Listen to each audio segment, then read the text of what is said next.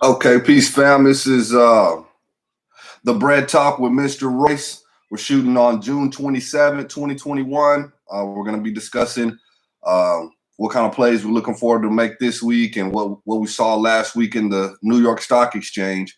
So off top, getting into the actual stocks that we're trading right now, we have holdings. When I say holding, that's generally at 100 or more. I really like to have at least 100 of a stock and to feel like I'm holding. If I say trading, then I probably have less than 100.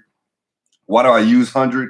I found 100 to be a force multiplier. So when you're trying to make a small sum of money into a large sum of money, uh, the zero is actually a force multiplier. So you might start with the 10 shares or something.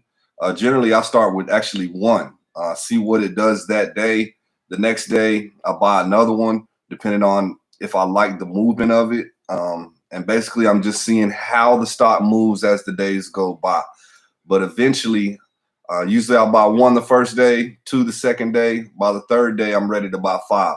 Also, another strategy is if I know I want to end day with five, I'll probably buy six at the beginning of the day or at the end of the day before. That way, as I see profit the next day, I can sell one just to kind of what I would say feed the machine or feed my portfolio to make sure that, yes, I love to hold stock, but until you actually press the sell button, you don't get to keep any money, keep any profit. So I do always try to keep one for sale. So first day, one, the second day, I might buy two more and sell one the next morning as I see profit and keep the two. Then go ahead and purchase four more. So now I have six. The next day, as I see profit, sell one and keep going, double up and get to 10. Maybe buy six. So now I have 11, sell one, keep rolling. As I see the stock moving and I like it, then I go ahead and get to where I might purchase to get to 50. Then the next day, if the stock goes down, I can purchase the other 50. And this method or strategy is basically referred to as average cost in. It's to avoid purchasing 50 or 100 shares all at once and the value of that stock going down that day or that week and leaving that 100 shares at a loss for a long period of time. If you purchase a small amount at different periods of time until you get to 100, then you'll end up basically purchasing some of the shares at a lower price and getting a better average cost so you don't end up in a deficit while you're trying to hold the stock. Also, you could purchase one and just simply wait and hold for a time when the stock craters, so you can purchase the other 99 or however many you want to purchase at a further time. But you purchase that one just so you can basically keep an eye on it. So you're not exactly looking to make money quickly, but you want to keep an eye on the stock so you have it in your portfolio. That's another good strategy that I do use. And again, we do these videos because we want to improve. Again, most of my concepts, one is based on actually making money in the profit, being a beginner and turning small sum of money to a large sum of money, talking about, 3 to 4 figures into 5 figures. And also watching Warren Buffett and his strategy and just learning what I can from that. So again, right now we're trading Urban One, ticker UONE, CMEX, ticker CX, Ford Motor, ticker F, Marathon Oil, ticker MRO, The Cannabis, ticker THCX, and all those I have 100 at least. And then Katapult is a new one for me that I've been doing well. I came across it last week. The actual ticker symbol for Katapult is listed as KPLT. And this one I'll discuss shortly. It says that Katapult Holdings, Inc., common stock, also known called Katapult, is an e-commerce focused financial technology company offering e-commerce point-of-sale lease purchase options for non-prime U.S. customers. It's based out of Plano, Texas. Looks like the volume's right around 1 million shares outstanding. The 52-week low is sitting at $9.75. The 52-week high is at $19.65. And I like this stock. This looks like it was a IPO. So it looks like it probably just opened towards the end of last year, and the lowest that the stock has ever gone is the $9 price point, around 9 and change. So right now the cost is 11, and I really like that because I really like around the $10 price point when I'm buying stocks. IPOs can be risky. Again, Warren Buffett doesn't invest in them at all. But so far, I have an average cost of $11.30 on about 100 Katapult, and it's went to $11.58. So I could sell on my whole holding tomorrow and have made $30. I probably will hang on to it. You see, I do have that extra one, so I will sell one for sure. And from there, if it goes under the price that I have, I probably would buy about 50, so I could have some for sale, probably about maybe 75. That way I could have 25 for sale. Then I have the 50 to hold as I try to increase my holding in that stock. But I have seen a lot of good investment opportunities. IPOs last year, for instance, Academy IPO'd. I think it started out at about $12 and now it's at about 40. So it IPO'd around the same time as Katapult. Katapult's got to be a less well-known. I had never heard of it before. But again, I really like the movement of the stock right now. I'm trading it, not exactly holding it. I'm just really trying it out to see what it's doing. But I do like the movement on it right now. Also, a good IPO last year was Cricket. We'll go over Cricket a little bit here in just a moment. And also a really good IPO was Albertsons, which owns United Supermarkets and several other grocery stores. It IPO'd last year.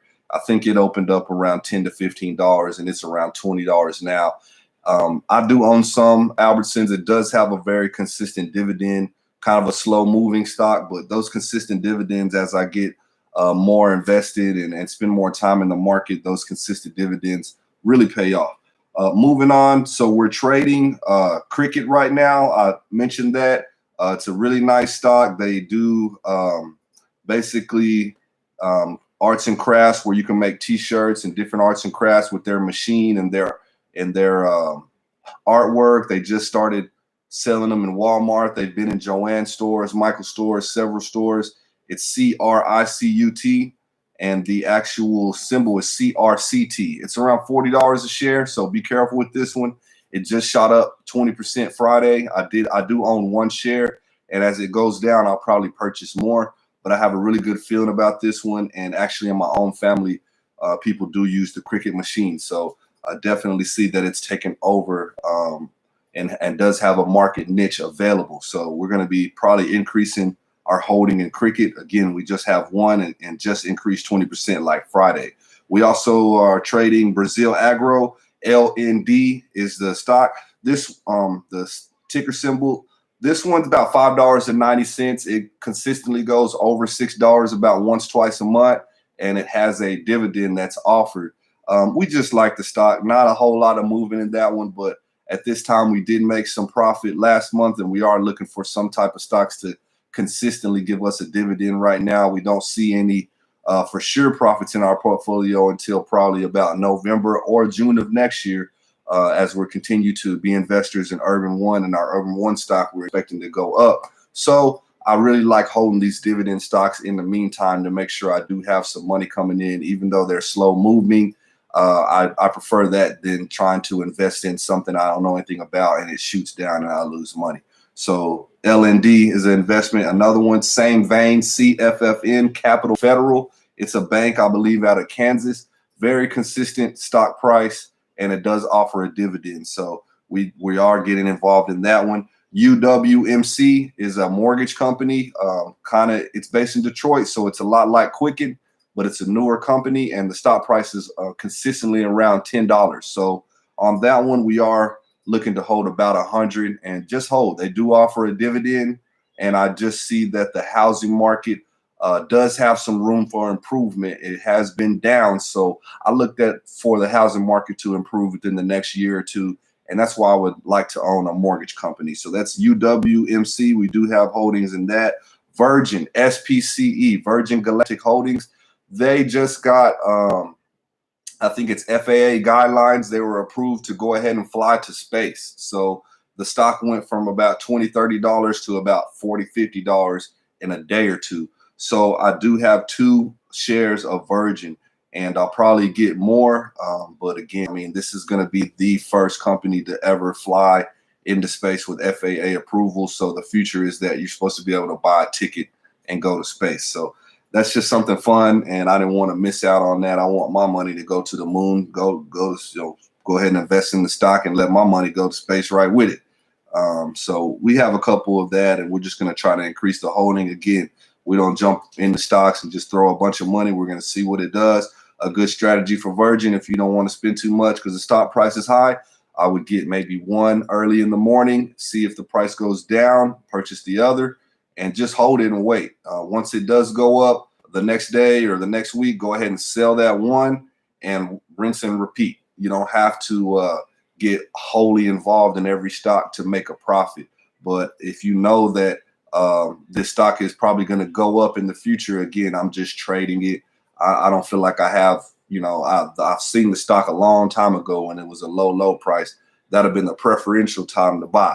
But now that it's going up, I do ease into it because, again, you don't want to, what they call FOMO, fear of missing out. You don't want to miss out on the profit. But again, I don't want to throw a whole bunch of money at it because it's already hot.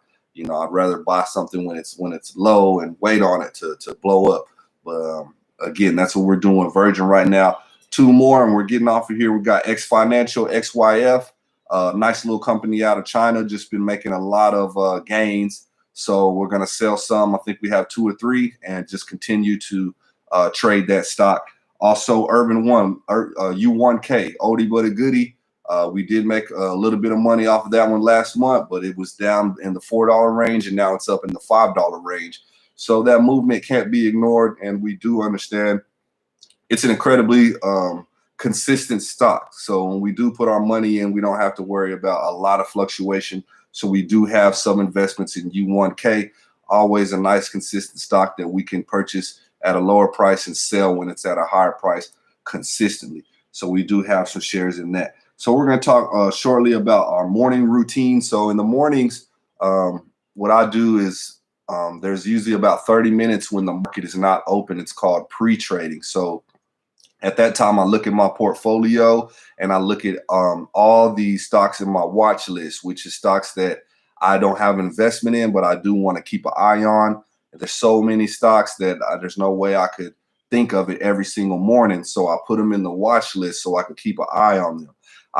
And instead of looking at the price, I change it to percentage. So I'm looking at any percentage growth up or down in the pre-market. If I see anything basically around 10% or more up or down, I move it to a higher watch list. That one, basically, if something shoots down very hard in the pre-market, it probably won't do well that day, but that stock will probably bottom out soon, and the growth, the pattern change is probably coming. So I want to watch it very closely.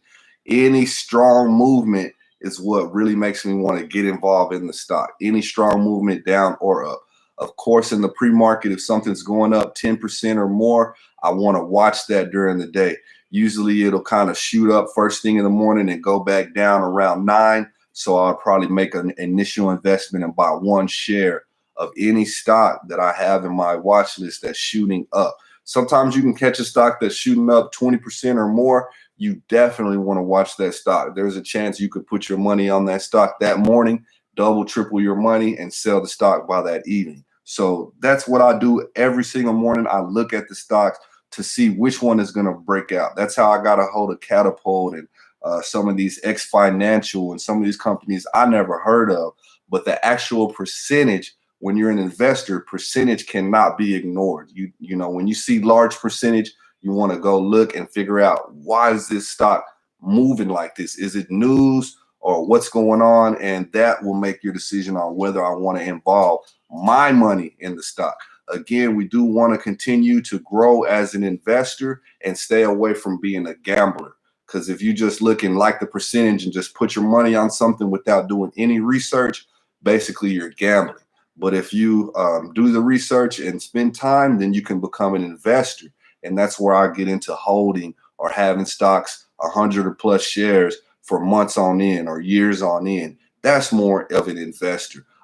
Those stocks we just have, and as we see that a profit is going to come, we increase the holding, purchase more shares. And that's basically all I'm trying to figure out with any stock. If I don't see, is this something I want to hold? Great, I'm trading. We always need that. We always want something to keep the portfolio pumping, keep some fresh cash coming. So there's always room to trade a stock. But if I like the way it's moving, I'm starting to get an understanding of it. I see what time of year it goes up, what time of year it goes down. I'm beginning to invest in that stock. I'm looking to have a relationship in the stock and hold it for years and years and years. Now I'm thinking like an investor. If I just see, well, something shot up, so I want to put my money in it today and take it out tomorrow, I'm thinking more like a gambler, and I don't want to think like that. Of course, sometimes we'll gamble, but you want to be a solid investor so then you can have wiggle room to gamble because you're making money off your solid investments. All right, fam. So that's the morning routine. Definitely look at percentage. And last thing I'll say today is you want to look at your daily movers. So in Robinhood or TD Ameritrade, you'll find usually a list of high percentage daily movers.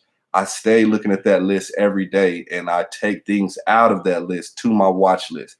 Very rarely do I see something shooting up and I just make the decision to purchase it that day, because so many times I purchase something while it's shooting up and the next day it shot down and I lost money. So I put it in the watch list because if it shot up today, it probably will shoot up again.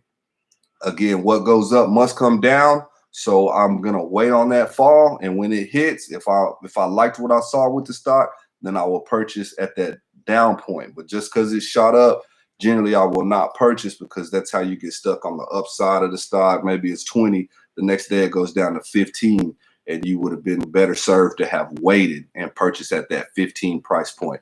That's it for tonight, fam. I definitely do these videos to help you enable our members to excel in investing.